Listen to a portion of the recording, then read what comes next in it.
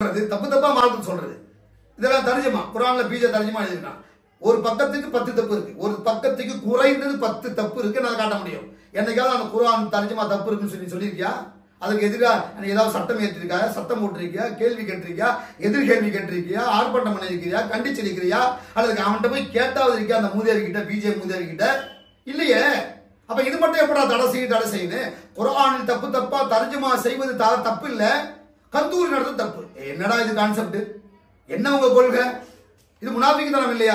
அதே போல பாத்தீங்கன்னு சொன்னாக்க நபி அவர்களே குழப்பவாதி என்று தமிழ் தௌஹீத் ஜமாத் முன்னாடி சொன்னிச்சு. அல்தாபிங்கிறவன் பேசலாம், எவனா வாய் தத்தி நாங்க லோன்னு கத்துறோம். நபி அவர்களே பெரிய குழப்பவாதி என்று தமிழ்நாடு தௌஹீத் ஜமாத் சொல்லிவிட்டது, சமுதாயமே விழித்துக்கொள் என்று நாங்கள் ரோடெல்லாம் பேசிட்டு இருந்தோம். நீங்க என்ன முடிட்டு தான் உட்காந்தீங்க? நம்முடைய சமூகத்துல மிகப்பெரிய குழப்பவாதி யார் தெரியுமா? அல்லாஹ்வுடைய தூதர் தான் ஃபர்ஸ்ட் குழப்பவாதி. ஏன்னா அவங்க ஏற்படுத்தின குழப்பத்தை நாங்க ஏற்படுத்தல. இன்னும் இதுவெல்லாம் தவறு இல்லை என்று சொல்லிக்கொண்டு கந்தூரி நடத்துவது தவறு, அது தவறு, இது தவறு, தர்காவில் இருப்பது தவறு, ஜியாரத் தவறு, அப்படி அங்க போய் ஜியாரத் செஞ்சா கபர் வணங்குறான். பிணம் என்று சொல்வதே கொடு. பிணம் நிறைய பேர் சொல்றான் சமூக வலைதளத்துல. எப்படா மையத்தை பிணம் என்று சொல்லுவாய்? ஒரு மையத்தான உங்க அப்பா மௌத்தாய் கிடக்குறான்னு வச்சுங்க, தௌஹீத்வாதிகளை மட்டும் கேட்கிறேன். தௌஹீத்வாதிகளை வந்து உங்க அப்பா உங்க அம்மா மௌத்தாயிட்டான்னு வச்சுங்க, போனத்தை எடுக்க போறீங்க கேப்ப அறிவில்ல. நாகூர் தர்காவில் பிணம், யார் ஷாவுல் அமீது வலியுல்லாஹ் பிணம்னு சொல்றான், ரசூலுல்லாஹ் பிணம்னு சொல்றான்.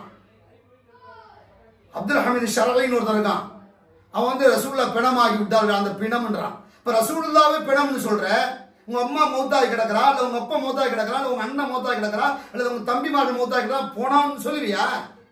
சொல்ல மாட்டேல்ல. அப்ப அவுலியாக்களை பணம்னு சொல்ற, நபிமார்களுக்கு பணம்னு சொல்ற, இதுக்கெல்லாம் எதிர்ப்பு தெரிவிச்சீங்களா எவனாவது? என்னடா நீங்க பணம்னு சொல்ற? 1000 இருந்தாலும் ஒரு சாதாரண முஸ்லிம் மௌத்தானா கூட பணம்னு சொல்லக்கூடாது, நாகரிகம் இல்லையே, அது கேவலம் இல்லையா? மையத்துன்னு சொல்லுங்க.